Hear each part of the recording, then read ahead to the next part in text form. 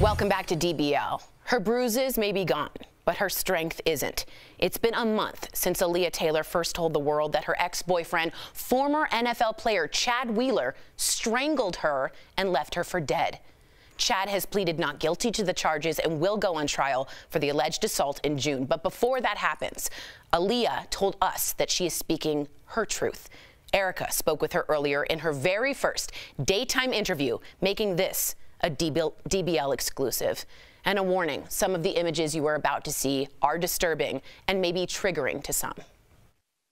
Please help me now. Oh, my arm's dislocated. Sir, have them come in this room now. Alleah, welcome to DBL. Thank you for having me. Thank you. You were very public last month and you told your story. So before we get started on the specifics of what happened that day, why are you continuing to speak out in this moment? Before I worked in media, and it was always very important for me to speak on uncomfortable situations, speak on uncomfortable topics, and create a safe space for people to have conversations like this. And so with this happening to me, I'm just like, I just want to be able to create empowering conversations and educate people about it, and also be able to talk about the healing process. Unfortunately, it's something that happens so often. I didn't know it happened so often until it happened to me. It's not easy for me, and not everyone is blessed with a support system like me. So if I could try to help other people go through this, then I will.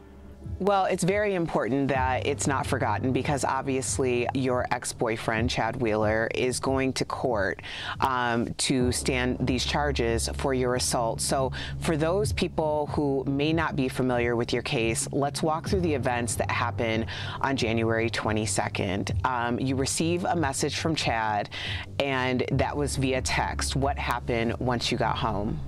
Yeah, when I got home, he was very emotional, crying a lot, and I just tried to console him, try to talk with him. We talk a lot about anything. We're like best friends, so this happened for a few hours on and off. He was crying, and eventually he went into my room, and I went to go check on him, and he was sitting on the ground, and he stood up and got really close to me and told me to bow down. And I asked him why. It was very, he's never asked me to bow down or do anything like that or had that kind of tone with me.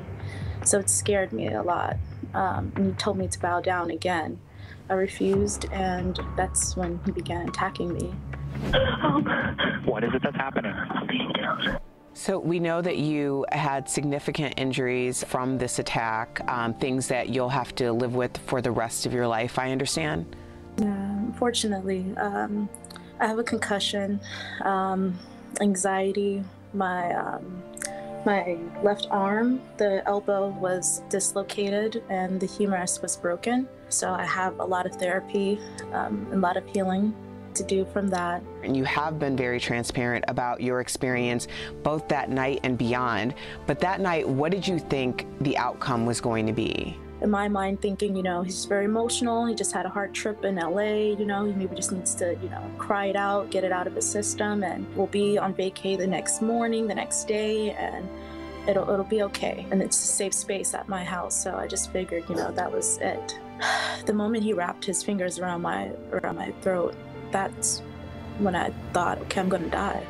I didn't think I was gonna make it as soon as he had started strangling me. One of the main points that people were talking about was his mental health, even though you were the actual victim, and that became the narrative. After that event, because there were some things that we didn't hear about, what made you feel like it could have possibly have been not about his mental health? No. Questions that I'm asking you. It did seem like there were character changes, but again, I'm not a psychologist. I don't know how these things work. I mean, when I was in the bathroom calling 911, he didn't check on me and ask if I was okay. But when the police came, they had pushed him into like the bathtub. He asked the cops if they were okay, and hearing that kind of broke my heart a little bit, because you asked the cops if they're okay, but you didn't check on me. So That was kind of hard hearing. Anyone who's had proximity to domestic violence knows that it's a very intimate and complicated issue, but at the end of the day, there is a victim, and that victim should be the person who receives the first concern. So do you feel like going to prison is something that should happen in the future? I do think so, just because this isn't the first run-in he's had with the cops in a violent manner. I just feel like he needs to understand the consequences of what he did. He almost took my life, and he knows how important I am to so many people in such a brutal way. And then he expected to go on vacay still, which was odd, being in court hearing that he still wanted to go to Hawaii after. I just don't think that he fully understands the consequences. I just don't think that him not going would be beneficial to him or public safety at all. The idea that knowing how important you are to so many people, that it's almost as though you feel like it has to be a validation to your self-worth.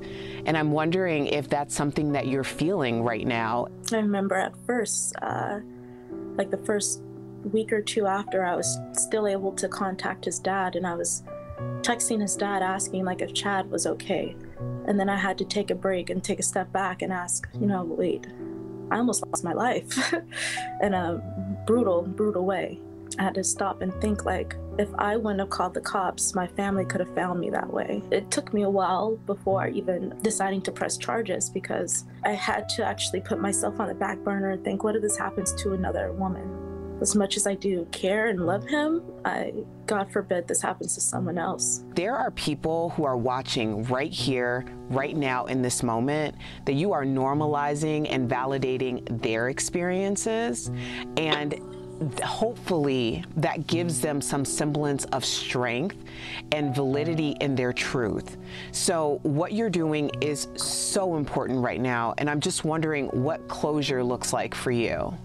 I've thought about that. I actually think about that every day. Like, if I were to know why he did it, would that give me closure? Or if I were to know what could have been done to prevent it, even though there's nothing that could have been done, but I don't know, I have no idea what closure kind of looks like for me right now. I think that maybe getting to a point where I am close to being healthy and having some movement back in my arm, as I think about it, that might be close to closure for me right now. I really want people to continue to rally behind you, and I want you to continue to speak your truth, if not for you, for everyone else who's looking towards you for support. So Alleah Taylor, I thank you so much for joining us on DBL. Thanks for having me. Wow. If you or someone you know is dealing with domestic violence, we want you to take down these numbers that can offer help. You can always also visit thehotline.org. It is open 24 hours a day, 7 days a week, and is confidential. Now, we want to make clear yesterday that DBL did reach out to Chad Wheeler's attorney via phone and email for a comment, but at the time of this taping, we did not get a response. I think there are so many domestic violence survivors that don't have a famous partner that could blow the story up. They don't have any photos to show that they were abused. And so I think that her speaking up and sharing her story like this is really just going to help people say that their story, especially black women, are validated enough to speak up and get some type of help from the authorities that are supposed to be there to help them. And chalking it up to a manic episode is not going to work in this particular case, because those two things, while they both can coexist, that's not going to be what's to blame for the reason why she got abused in that way. I hope so. I hope she finds closure. I hope she does. The audience here is writing in that poor lady. We agree. We wish you the best, Alleah. We'll be right back.